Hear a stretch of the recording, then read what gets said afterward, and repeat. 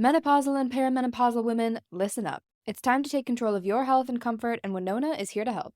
Winona is a telemedicine company for menopause care who believes that your symptoms are real, important, and deserve to be taken seriously.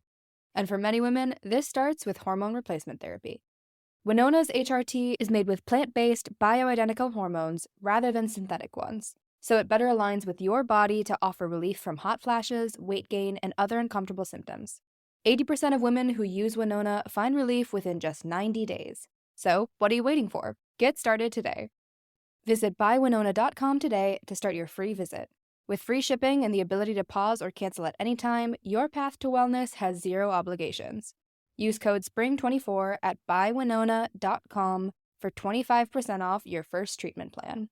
That's BYWINONA.com for 25% off. Winona. Menopause care made easy. Summer is the season of hot temperatures, outdoor adventures, and refreshing water activities. Summer is also the season of rough on your feet, causing dry, cracked heels and toes.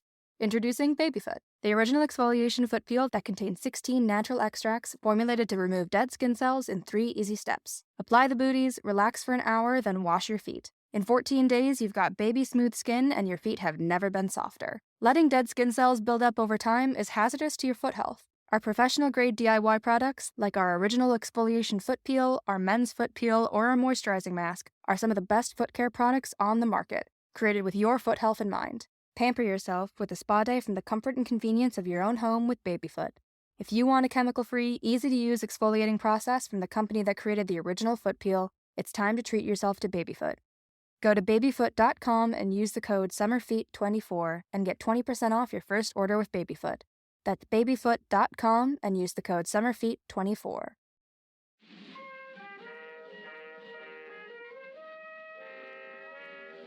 Hello, and welcome to a special Halloween episode of Boo! Stupid to Live. Guys, just kidding. It's Too Stupid to Live, a podcast that reviews romance novels $5 and under. I'm your host, Becky Feldman, and get ready, because this episode is putting the ween in Halloween. Today, my guest and I are reviewing the contemporary romance Her Halloween Treat. It's published by Harlequin, and it is the first book in the Men at Work series. Her Halloween Treat is written by Tiffany Reisz and is currently $3.49. It's about a heartbroken woman who returns home for her brother's Halloween-themed wedding and has a rebound hookup with an old high school crush. So my guest today is the wonderful Phoebe Neidhardt. She is an actor who you've seen in Scandal and Silicon Valley, and I had the best time discussing this surprisingly naughty book with her. So please enjoy this review of Her Halloween Treat. Phoebe, welcome to Too Stupid to Live. Thank you so much. I'm so excited to be here. I am excited to have you here. We are reading a book that takes place in your home state. Yes, exactly. So it takes place in like Mount Hood, I think. Is that near where you like grew up? I grew up in Southeast Portland, which is about, I think it's like a 45-minute hour drive to the mountain. Okay. Did you go there a lot when you were growing up, or? No, not really. I mean, I would go skiing with friends, and my parents like actually go up to Mount Hood a lot now, but when we were kids, they weren't really like skiers, so we didn't have a ton of reasons to go up there. But it's beautiful. It seems beautiful from the way it's described in this book. Have you ever before this read a romance novel before? No. This is your first one? Yeah. I tried to read Answered Prayers by Danielle Steele, but I gave up. Like, I couldn't get through it. Was it just really dense, or like was it just like not your thing? It made me feel like I was going crazy. Like it was almost like she had double printed pages, except that she was just repeating information. Like every 5 sentences, it would be like the same story getting retold. And I was like, this is maddening. Yeah, it was like that in this book a little bit, but it didn't make me that mad. They were just like repeating, like her brother's gay and like she like protected him and like, which is great. I loved that detail, but it was like no, they were pretty heavy handed with it. Yeah, totally. So a lot of people read romance novels to just escape the dumpster fire that is happening in our world right now. Yes. What do you like to do that's kind of like escapist? I watch a lot of pretty bad reality TV. I'm really into 90 Day Fiance right now. Oh, yeah, that's taken the world by storm, it seems like. It's insane. And I can't say like I feel better after watching it. But for some reason I'm just addicted to watching these people play out truly insane stories. So is there something that like you've seen in 90 Day Fiance that like is touching, like that like, or is it just like trash? Well, I think the thing that makes it interesting to watch but is also maddening is that it's hard for me to believe that like any of the couples are really in love. Although one couple this season who I guess I'm rooting for the most, which isn't saying that much, but they met through a karaoke app called Smule. Like, one of them recorded half of a duet, and the other one came on and recorded the other half, and they were like, oh, I like your voice. I like your voice. And that, for me, was like, oh, like, this is so weird, but, like, I'm glad that you found each other through this, like, nerdy thing. And they genuinely seem like they love each other. Well, that's sweet. How sweet is that? It's a little light in the darkness. My phone went off. It is a little light in the darkness. Well, speaking of light in the darkness, I mean, Halloween's coming up. Sure is. It's affiliated with the term darkness, I assume. And we are reading her Halloween treat. Okay, so let me just give everyone a bit of a synopsis. So this is a contemporary romance by Tiffany Reisz. It's currently $3.49, up there in price. Okay, so here's my best attempt at writing a synopsis. Okay. Marketing genius Jolene Joey Sylvia was tricked by her boyfriend into thinking that he wasn't married. But to get over the heartbreak, Joey decides that she's going to need a rebound with the sweetest treat of them all, a sexy man. And her temporary hunk happens to be her childhood friend, Chris Stephenson, whom she reunites with when she returns to her hometown for her brother's Halloween wedding. Joey is intent on keeping the fling short and sweet, like a fun-sized candy bar. But it gets difficult when she falls in love with Chris's king-sized heart. Ooh, that was good. Was it good? I mean, I kind of copied from the Amazon, but okay. So I would love to start off by like analyzing the cover a little bit. Oh my God. Do you want to describe it for everyone? Yes. Well, this is exciting because this is the first time I'm seeing it in color. Ooh. There is a hunky man with an open flannel shirt. He's carrying a few like 2x4s. He's got great abs. I'm seeing like a bit of a cabin in the background and some thrilling fall colors. Beautiful fall colors. I mean, what a beautiful cover. It's gorgeous. It's really like saying everything that happens in the novel, which I appreciate. Yeah. I mean, I do like it. I think that like in the character of Chris in the book is like a little goofier, you know? Totally. And this guy looks a little too serious. I completely agree. I don't like how I feel like putting a guy on the cover like that kind of does a disservice to the imagination because it's like, I don't really want to picture him like that. He's not written that way. So like, don't show me this model on the front. That's not who he is. Right. Yeah.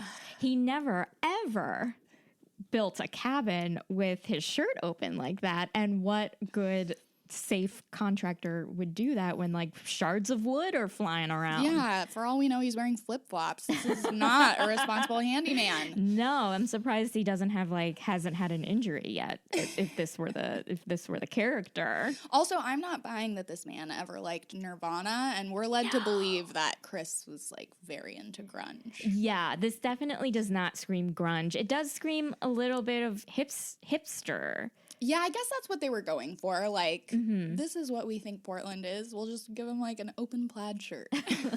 Do you think like the book itself like captured Oregon really well in terms of like hipsterness, or was this author just like totally off? It was so funny to read like her impression of it, which I think is accurate in a sense, but also written very much like someone who's not from Portland, which I don't think she is. Yeah. So fair enough. But I loved when she would talk about like what the Portland uniform was, like Columbia Sportswear, and like nobody has an umbrella, which is true. And then also like that wedding scene where they have that strange joke about like, is that Ron Jeremy? Like, look at that Ron Jeremy impersonator. And then she's like, that is Ron Jeremy. It's so Portland. So wait, Ron Jeremy is from Portland. I don't know. I don't think so. I think they were just trying to be like, anything can happen in Portland. Okay, so it's like the Las Vegas of the Northwest or something. Because I did not think. Oh my God, they should really rebrand that way. You think? Yeah, because it's like, it doesn't, I've never got a sense that like crazy shit happens in Portland, but I guess I'm wrong. Yeah, I think she was really trying to like show this sort of like edgy side of, or circusy kind of side of Portland in that scene, which was funny. I don't know how accurate it is. Right. Yeah. I got a sense of that with like at the wedding scene when everyone's like in costume, and it was just like, there's that person and it's all like 70s and 80s like pop culture references. And it was just like, she just like was like listing. She was like, so Ready Player One did very well. Yeah. Like she was like, I'm all about nostalgia, baby. Like I'm hopping on that train because it is just taking the world by storm a little bit. Did you come up with a tagline for the book? I did, which I didn't realize like the description that you gave, like this is really just like a lot of overlap. So mine is very silly. It was this candy comes CUMS in fun size. I love it. That was great. You know, it is her Halloween treat. So. Yeah, what a Halloween treat it was. What was mine? Oh yeah, mine was, because he's a contractor. He builds cabins, and so mine was need a screw. Oh, okay. Just so you know, Phoebe nailed it. Threw herself backwards. Nailed it is also a good one. I should have gotten into the contracting puns. There are so many good ones. There are a lot of good ones. I didn't. You're right, because like nailed it works. That's what that's like what the last line of the book should have been, like nailed it. Yes, absolutely. Okay, is there a sexy excerpt? Yes. That I'm so excited to hear you read a sexy excerpt. God, I'm excited to read a sexy excerpt. Excerpt. I can never say it right. Okay, here we go. So, this is during their first hookup with each other, and Joey like can't believe she's hooking up with this guy she knew from high school. Okay, she couldn't quite believe it. This was Chris Stephenson, the Chris Stephenson who only worked up the courage to kiss her after they'd gotten into the parental whiskey stash that night. The Chris who'd barely spoken in school except to his closest friends, and even then never said more than necessary. He'd walk down the halls, face half hidden by long blonde hair, didn't talk in class, didn't put himself in anyone's way, and only really expressed himself with his fists when someone went after Dylan. How had that shy, quiet, intense teenage boy turned into this strong, confident, beautiful man? 10 years had been very kind to Chris. She could get used to being with a man like him. Please, take your clothes off, she said. All of them. I want to see your body, because if the rest of it is as good as what I've already seen, I'm going to be the luckiest woman on earth tonight. And I've never been the luckiest woman on earth. And after the past couple days, I think I've earned it. And even if I haven't, I want it anyway. Also, your cock is sexy as hell, and I want to feel it on me and in me. If I need to earn it some way, just say the word. The word. You aren't cocky. You're arrogant. Why is my cock not in your mouth? I could have sworn it was cocksucking time. What time is it? She asked. He looked up at the clock on the wall over the wood stove. 10:14. It's after cocksucking time, she said. Allow me to apologize for my tardiness. actions speak louder than words. Mm. You know where that one's going. Yeah. I can't believe he says, I could have sworn it was cocksucking time. I mean, it is astounding that he said that aloud. It's really revealing of, like, what the author finds sexy. Because it seemed like she was very into guys who, she, like, loves this man who, like, makes you beg for it. Yeah. And I don't know that I don't know if that's my thing. Sure. Yeah. It was interesting. Especially because, like, the way he's described, I don't know. Like, here's a guy who, like when he was growing up was in love with Joey, like, worshipped her, and then all of a sudden they're doing it, and it's like he's there to, like, please her, but the fact that he is, like, so dominant was just very interesting. Yeah, like, he's kind of an asshole. Yeah, he is. I mean, otherwise he's, like, nice, but yeah, it was interesting. You know, like, their, like, banter during sex was so interesting to me. It felt like a little bit of an improv scene. And I don't know. It was interesting. Yeah, it was like some weird play. They definitely took on different personas. Mm-hmm. Yeah. Which, you know, can be hot. I don't... There's not a world where you're ever going to get me to be like, please, like, it's after cocksucking time. I'm so sorry. Yeah. It's like some of their lines, just, I'm like, if I said any of these things, I, for years afterwards, would be so embarrassed and would be haunted. I'd be, like, awake in the middle of the night being like, oh my God, like, I can't believe that 3 years ago I said it's cocksucking time. I'm a fucking idiot. It's part of the Halloween theme. It's just, like, haunting dialogue. Yeah. The real haunting is, like, your neuroses and, like, your secret self-loathing that you don't like when it comes out. I hate myself. No. Oh my God. Yeah. Well, I do have a section where, like, it seems that she's kind of telling him what to do, like, during their sex scene. This is the second sex scene. She visits him. Well, first she has this one night stand and she thought it was just going to be a one night rebound thing, but she can't get him out of her mind. So the next day, he's working at this, like fancy hotel in Mount Hood, and she's like, I'm gonna visit him. And so she goes into the room and he's, like, building the room or whatever, and they, you know, have sex and they're going at it. And so that was crazy. Like, she just came to his work and they fucked in that room. Yeah, that stressed me out because, like, he was, like, sledgehammering the wall or whatever. And so I imagine there's, like, dust everywhere. There could have been asbestos. Filthy. You're, like, you're concerned about the safety in terms of building. Like, with the cover and with that, like, yeah, you want people to be, like, safe. Exactly. And just, like, and it didn't seem safe. Like, a beam could have fallen off. Like, I totally agree. Dust could have gotten in an orifice where an infection or a virus could ensue, and you don't want that to happen. Absolutely not. But I did find, like, what Joey was saying to him while they were, like, he was touching her was interesting. Okay, here we go.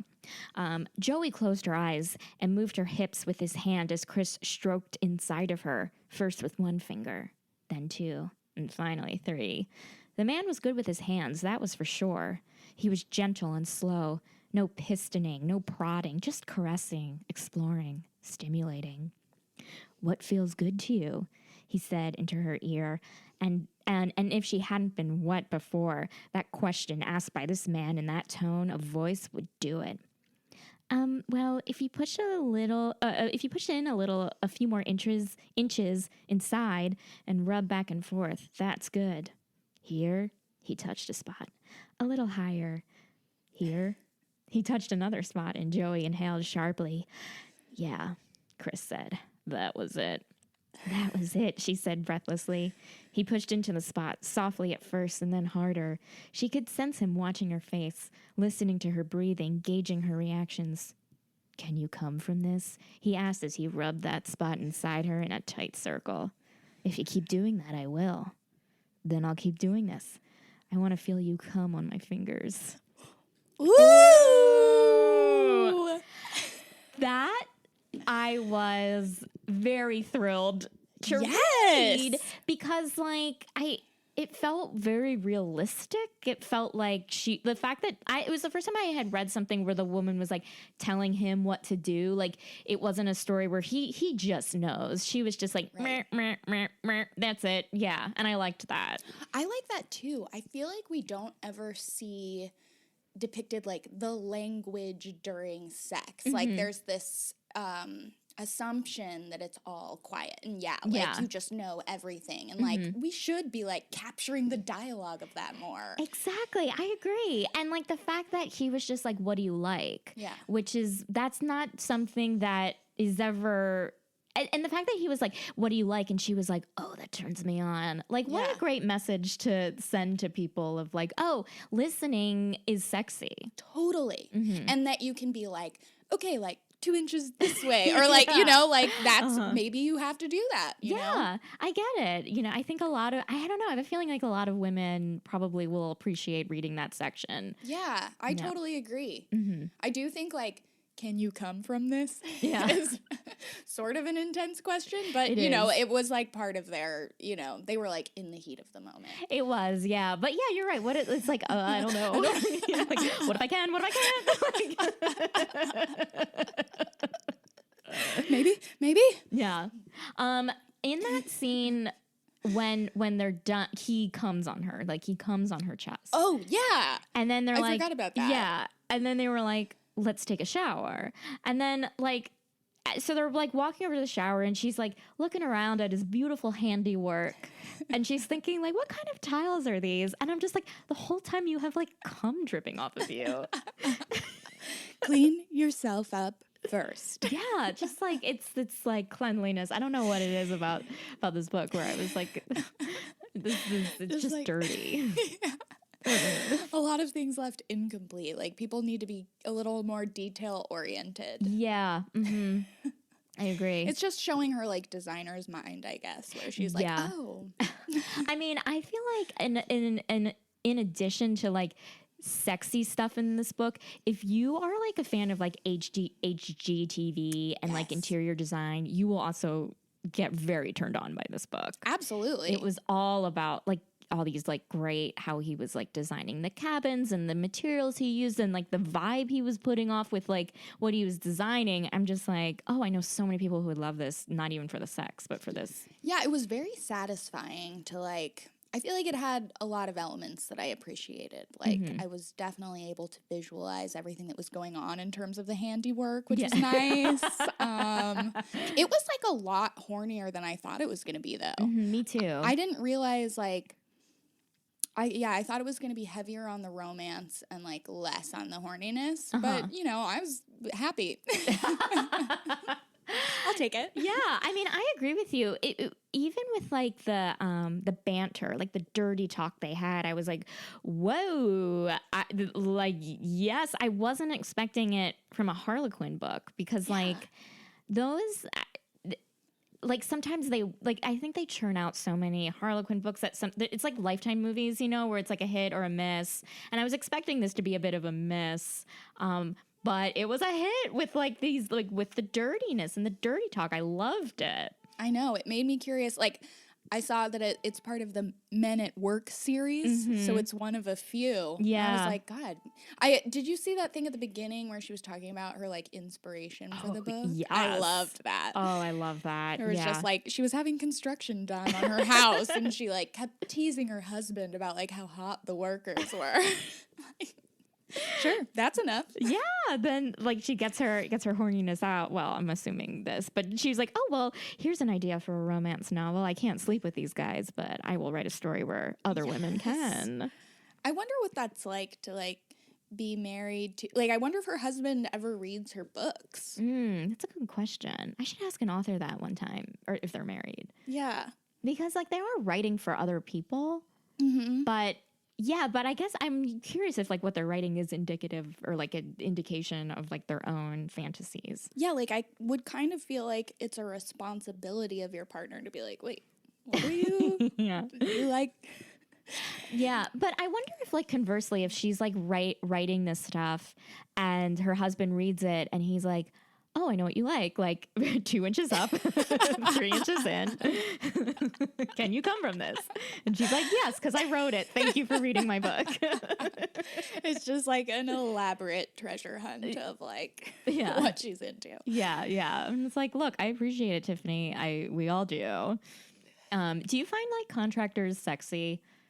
No, Yeah. I don't. Or I haven't, I should say. Like, I'm sure there are very sexy contractors, but I don't think I've ever... Do you? I don't know. I mean, like, this cover obviously is, like, sexy, but, like, I don't know. Like, not that the contractors that I've seen aren't, you know, I'm sure wonderful people who are attracted by other people, but like a contractor, like a sexy smoldering guy, I don't think I've ever encountered. No, I feel like they're usually, like, middle-aged, like a little bit of a gut, like, just tired. Right. Yeah. Like, just because, like, you know, you're lifting things all day. It's a hard job. It is. And you also have to, like, deal with, like, client, you know, like, who are, like, confused but want things. I mean, I guess on HGTV they have, like, contractors or whatever who are good looking, you know, but but I feel like that's probably because it's a reality show and they're like that person, but never in real life. Yeah. I do think that is, like, a fantasy that I've heard before. Like, definitely is in the, I don't know, like, zeitgeist? Yeah, sure. This isn't the first story that I've read where it's like the sexy contractor comes in and she's like, I love the way you handle that hammer. Yeah. All those puns we were talking about. I know. It's just, I guess maybe that's why it's so, I wonder if all those puns came from people fucking contractors and they're like, screw, hammer, nails. Oh, can we talk about how she, I don't know why this made me think of it, but at the wedding scene, she missed the ceremony. Yes! That bothered me so much. And then she stayed for like 2 seconds before they went and fucked in his car. Yeah. How rude is that? If it were me, I would have been like, I can't believe my own sister missed my wedding. It was crazy. And she was like, it's just like casual. It's just a party. And it's like, no, bitch, this is your brother. And like, you of all people, like, have been talking the whole book about like what a big deal this is for him to have found like a happy, healthy, romantic relationship. Yeah. Completely skipped it. Yeah. That made me so angry. And it was like something that I had even written down. But like, it would take me a very long time if like my brother missed the ceremony. Like it would take me a very, like, even if it was like a casual, like I do, bye. Like I would be like, I can't believe he missed it. No. I would be, and actually any guest, I would be mad unless there was like, you know, a really terrible circumstance. But yeah, I feel like, I mean, you know, I guess I have to, like, give her a little bit of a pass of being in, like, a bad place, but there are certain things you just don't do, and that was like, oh, like, I think maybe you're a bad person.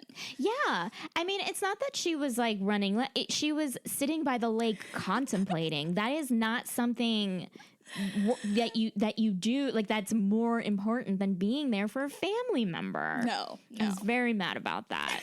I couldn't believe it. And then to just go, like, have sex in a truck. Like, yeah. It's so weird. Like, why did you come to this? Yeah. Yeah. If you were just going to like leave the ceremony. Well, it's funny. Like, I actually, when she does arrive dressed as Jake Ryan from 16 Candles. I wrote down, yes. I was like, oh God, my heart skips beats, I got a little teary-eyed. It felt very radical. I was like, I'm so glad that this is a gender swapped. Oh, like so John radical. Hughes Yeah. moment. Mm-hmm. Absolutely. And yeah, but then it was just like, because at the end, Molly Ringwald does skip her sister's like party. That's true. I didn't think of that. Yeah, and but she also like doesn't have like a close relationship with her sister like the way Joey had a close relationship with her brother. Yeah. So I think it was a bit of a misfire that she missed it. Yeah, I didn't even like pick up on that being a parallel. Yeah. Oh my God. Were there any other moments that like took you by surprise? Let me see. I mean, certainly. Let's see what I noted. This is my first time ever writing notes in a Kindle. Oh yeah. It's very exciting. Isn't it nice? I really do. I really do like it. It helps me out so much with this stuff.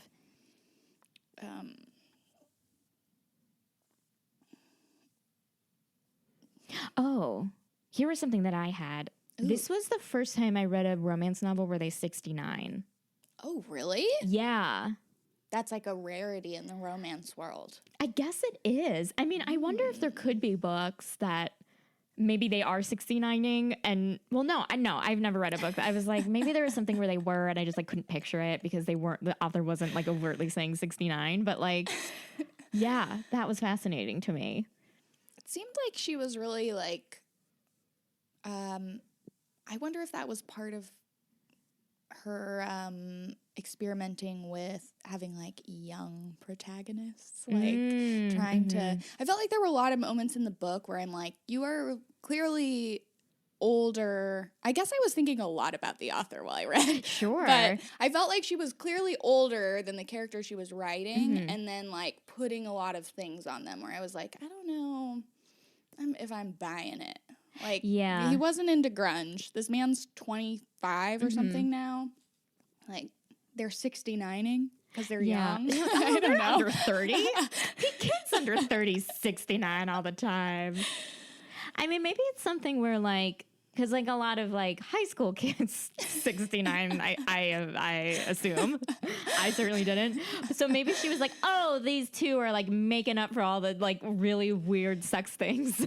They're just so hungry for each other. I know. They got to like work their way through the years. Like, let's do what we should have done when we were 17. Now let's do what people do at 26. Yeah. Oh, how exhausting. It's weird, like, the characters did seem older than their ages, like, with Joey, and she was, like, she was seeing a guy, and he was married, and she was only, like, 26, and the guy, I don't know, didn't it seem like her maturity level was just, like, a woman in her 30s? Absolutely. I actually had the hardest time sort of, like, picturing her. I kept sort of forgetting what her deal was and, like, filling in the blanks for myself. Yeah, she did seem older. They definitely all seemed older. It was also interesting to think about, like, let's see. I'm 31. When I was in high school, people still were, like, not really coming out at that time. It definitely was, like, homophobic. I don't know that, I would hope no one would have, like, had their ass kicked. I guess I can't say for sure. But given that they are, like, a younger generation, too, like, in Portland, which is a pretty, like, progressive, liberal city, like, I sort of wonder if that would happen. Yeah, it was very, like, interesting.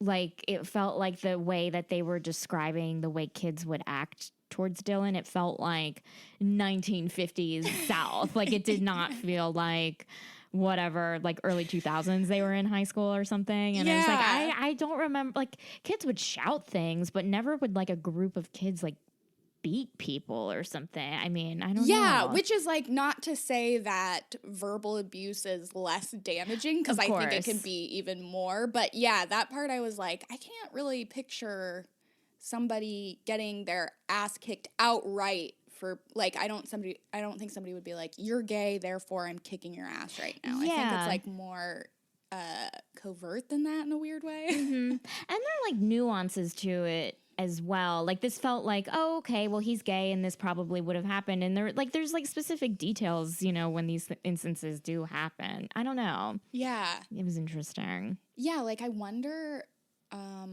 what made her like have that storyline. Yeah. I'm curious if it was just to be like, okay, I'm progressive. Let me have like, you know, more diverse characters in this.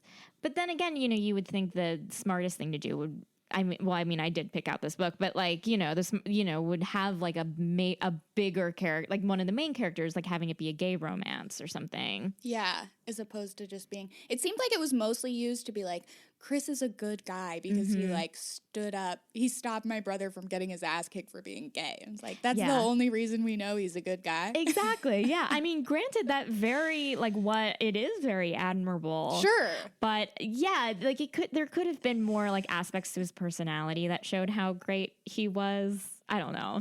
She's like, that's enough character development. Now we can justify why he's telling her to suck his cock. Yeah. He can get away with like such nasty shit. But look, he you know, stood up for her little brother. Absolutely. Yeah. I did write down let's see, where oh wait. I thought there was like a funny description of something that she like thought was really hot, and I was like, what? This can't be real. Oh yeah, she was like describing the first time that she thought he was hot when she was 14 and he was 17, and she was like, Chris had his hair pulled back in a blonde ponytail and he wore board shorts instead of his usual ratty jeans. I was like, board shorts? Don't ask me to get on board. I mean, board shorts did have a thing. Oh yeah, like those Billabong, like yeah, like it was like everyone. surfer culture was cool. Yeah. It was like, you're so far from, you're not He's going a surfing. Surfer. I mean, what did you think about like how the chain wallet? Because they always made fun of him for that chain wallet. Ugh. Did you know boys who had chain wallets? Absolutely. Yeah, same. My sister had a chain wallet. She That's had like, I awesome. remember she had a chain wallet. Like the wallet itself was this weird, like clear plastic anime wallet. And I was like, that is so cool. You thought it was cool. It was like part of her like Drew Barry. She's 5 years older than me. Mm-hmm. And I feel like it was when she was like, had plucked her eyebrows really thin, was trying to look like Drew Barrymore. And like, for some reason, the chain wallet was happening then too. Sure. I feel like chain wallets were associated with like skaters. Mm-hmm. And like, I have a feeling that like after a while, like the school was like, you can't wear chain wallets because you have a literal chain in school. And it was like, oh, do you have the chain wallet because when you're skating and for some reason you have a wallet in your pocket while you're just like flying around all over the place and you don't want it to fall out. Yes, Becky, that's why. Oh, that makes sense. No, I have no idea. Yeah. But you don't see them at all anymore, right? No, you don't. I just feel like it was such like a staple of like late 90s kind of culture. And also the you know those like thick neck like metal beaded necklaces? Oh yeah. Those were really big too. My sister had a lot of those too. Yeah. Every once in a while I'll go in my parents' basement and like open a random drawer and there'll still be like all these like metal necklaces like that. Uh-huh. The small beads, the big beads. Mm-hmm. Did you get them at Claire's? Did you do Claire's a lot? Yeah. That was a main night. I mean, it's still there, but Oh, I got my ears pierced at Claire's like everyone does, and to this day they're like still fucked up. Me too. It's horrible. Yeah, I got my mom's gonna listen to this and she's gonna be like, yeah, it was a nightmare. I got like my ears pierced at Claire's. It was like a second and a third hole, and there was like these weird like, you know what keloids are? Like, oh yeah, I got like keloids, and my mom had to take me to like the dermatologist a few times to like get those things removed. It was terrible. Yeah, what did they like cut them out, or did yeah, it was like kind of like a minor, like just like a minor. I don't even want to call it a surgery. Like they cut it out and then like stitch it up a little bit, but it's like 2 stitches. But yeah, it was a nightmare, but it was very 90s. Oh my gosh, absolutely. And like I think about now who was doing the piercing, and it's like, yeah, well, of course they're messed up. It's like a 17-year-old with a little gun. It's just like, I guess these are straight. Yeah. Because you would think if they were like you would think it'd be a doctor who would like do this, but I would love if a doctor was full-time employed at Claire's. It's like, look, I studied hard at medical school. You should see the hours that I put in. I'm doing my residency at Claire's. I'm here, like, you take your kid and we're here for the doctor. We have an appointment. Do you take insurance? We don't take that. Fair enough. Also, what grade are you in? I think I'm your teacher. Okay. What were some moments in this story that like really touched you? Okay.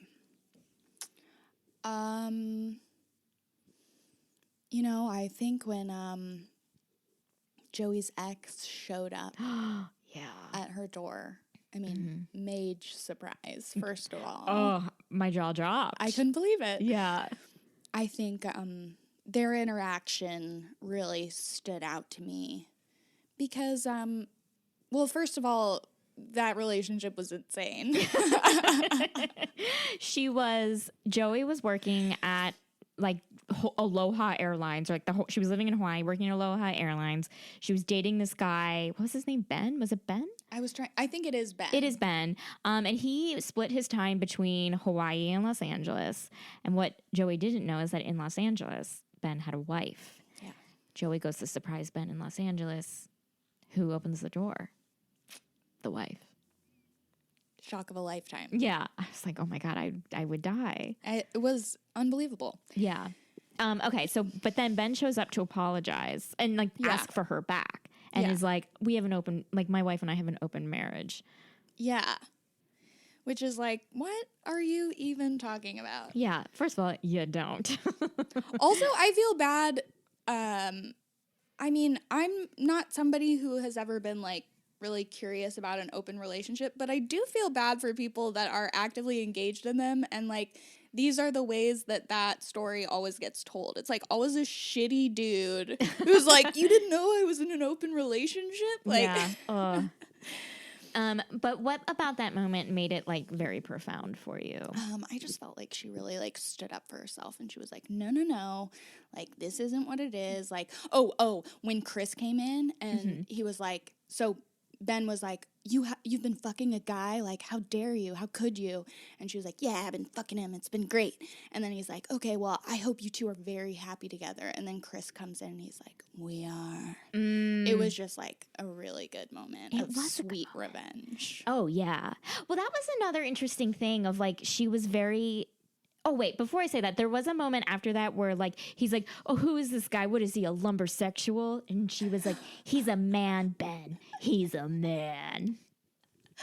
A lumbersexual. Yeah. I haven't heard that term used in a very long time. Yeah, I was going to say, I feel like I heard that maybe around the time of, like, metrosexual. Yeah. Like, it was like this, like, not backlash against metrosexual, but like this, like, well, you know, there's also lumbersexuals too. Yeah. We're people too. Yeah.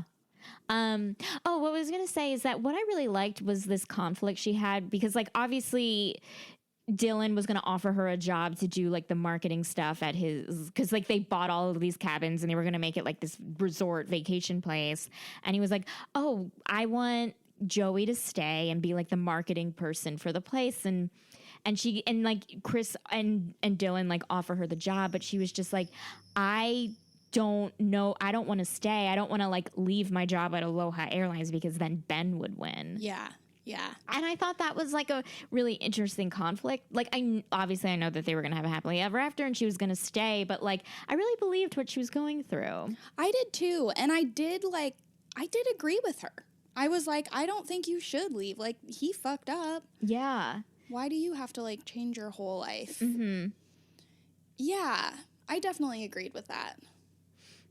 Yeah, I thought, and I like the idea of, like, I want to get revenge on Ben. I thought that was, like, a very, like, what a normal thing to think. Like, because you know how some people are like, well, the best revenge is a life well lived. And she's like, no, I want this guy to suffer. Yeah, I'm like, totally. Yeah. I want him to have to see me every day. Yeah. Be like, I fucked up. I thought the other moment that was sort of profound was when she goes into the cabin and she sees that he's like put all of her ideas into use. Yeah. Like, isn't the most sexy thing in the world to just like feel like you were heard and see it It is sexy. in material form. Yeah. It was very funny because she was like, oh, well, I see this cabin being a writer's retreat and like don't have Wi-Fi, which that would stress me out. Oh, yes. Because what if you need to look up a reference? My God. And he like does it. He puts her designs. Yeah, you're right. He put her designs in use and it was like, how beautiful. Yeah, like something she said, I guess not in passing, but, you know, he could have easily just ignored it. Yeah, and he didn't. He didn't. He really liked her ideas. Yeah. It was very profound. Okay. So, do you have any more thoughts and or final thoughts you would like to share about her Halloween treat?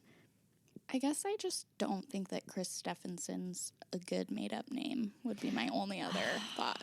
It's not a good made-up name. Like Stephenson? Have you ever known a Stephenson in your whole life? No. I don't know if I think that's a name.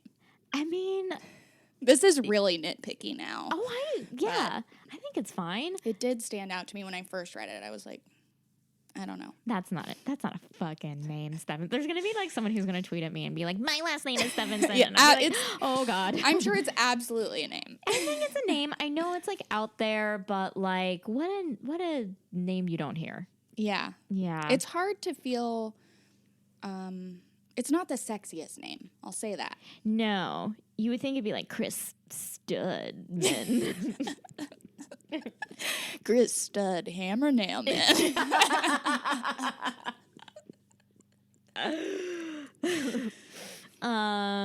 Okay. Well, I guess my final thought is that I was pleasantly surprised by this book. Like I said, I think Harlequin Blaze, which is the contemporary romance stuff, is hit or miss. Sometimes, like in these books, like the dialogue really bothers me when they're trying to joke around or whatever. But I wasn't bothered by the dialogue. I was glad that they got together, and yeah. Do you have a rating for it, A through F? Well, you know, this is my first like full one that I've read, but I honestly would give it. I was very pleasantly surprised too, and I would give it like a B. Like I thought it was very readable. I think she is like a good writer. I saw that she writes not only romance novels, so I bet that helps. Oh, sure. Yeah, I would imagine. I had a great time. It was like, it truly was my Halloween treat. Oh, what a sweet way to finish off this podcast. I also thought that it was what a Halloween treat. Also, you being a guest has been a Halloween treat too. Ugh. Having me on has been a Halloween treat. How many times can we say Halloween treat? Okay, let's just like end with Halloween treat. Yeah, I gave this book an A-. I found it very readable. I found it just like so sweet. I was rooting for them, and I thought that like it was just so cute. Yeah, it was great. Oh, so Thanks, great, Tiffany Reisz. Oh, Tiffany, thank you for making our Halloween a Halloween treat. Truly. Well, Phoebe, thank you so much for being a guest. Thank you so much for having me on. This was incredible. I can't wait to read more romance novels. Oh, yay. I feel like it set me off on a great path. Once again, thank you to Phoebe for being the sweetest treat of a guest today. You can follow her on Twitter at Dweeby Neidhardt, and you can follow this podcast on Twitter and Instagram at TSTL Podcast. Thank you so much for listening, and have a happy and hot Halloween.